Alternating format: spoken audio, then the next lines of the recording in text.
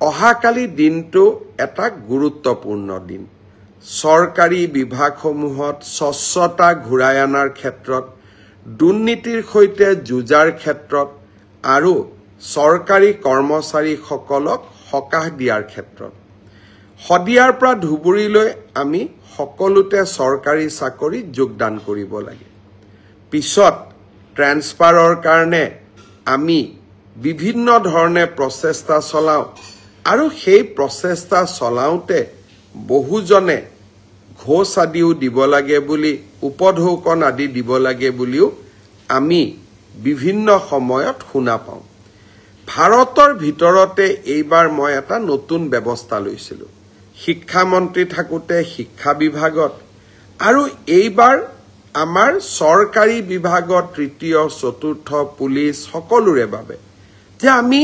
mutually transfer নকৰো কিয় বহুজনে আবেদন কৰিছিলে কিন্তু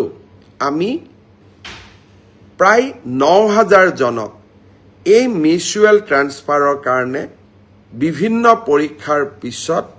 যোগ্য বুলি বিবেচিত কৰিলো অহাকালি সন্ধিয়া নহয় বিয়লি ৪ বজাৰ পৰা ৪:৩০ বজাৰ ভিতৰত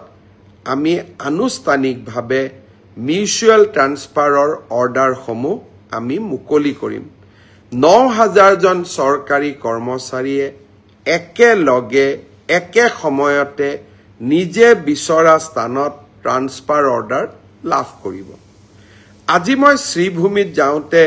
কেইজনমান ডেকা ল'ৰা ছোৱালীয়ে মোক সুধিছিলে যে আমি মিউচুৱেল কৰিব পৰা মানুহ বিচাৰি পোৱা নাই মই আপোনালোকক প্ৰতিশ্ৰুতি দিছো এডিআৰিত যেতিয়া আমি 10 তাৰিখে নতুনকৈ নিযুক্তি দিম তেতিয়া মিউচুৱেল ট্ৰান্সফাৰ কৰিব পৰা বা আমি যেতিয়া পুলিচত নতুনকৈ নিযুক্তি দিম 10 অক্টোবৰত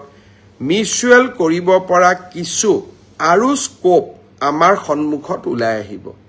লগে লগে নৱেম্বৰ মাহত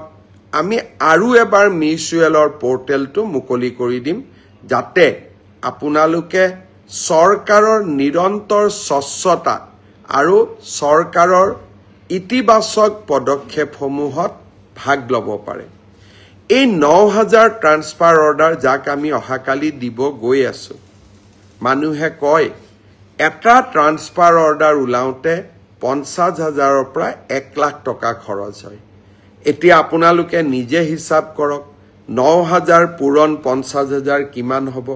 ৯০০০ পূৰণ ১ লাখ কিমান হ'ব আজি আমি এটা টকাও দিব নালাগে আপোনালোক য'ত আছে তাতেই আপোনালোকৰ ট্ৰান্সফাৰ অৰ্ডাৰটো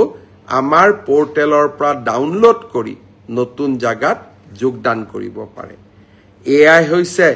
নৰেন্দ্ৰ মোদী ডাঙৰীয়াৰ সংকল্প এআই হৈছে আমাৰ সংকল্প যে লাহে লাহে আমি প্ৰণালীবদ্ধভাৱে সিস্টেম ইমপ্ৰুভমেন্টৰ জৰিয়তে আমি দুৰ্নীতিবোৰ নোহোৱা কৰিম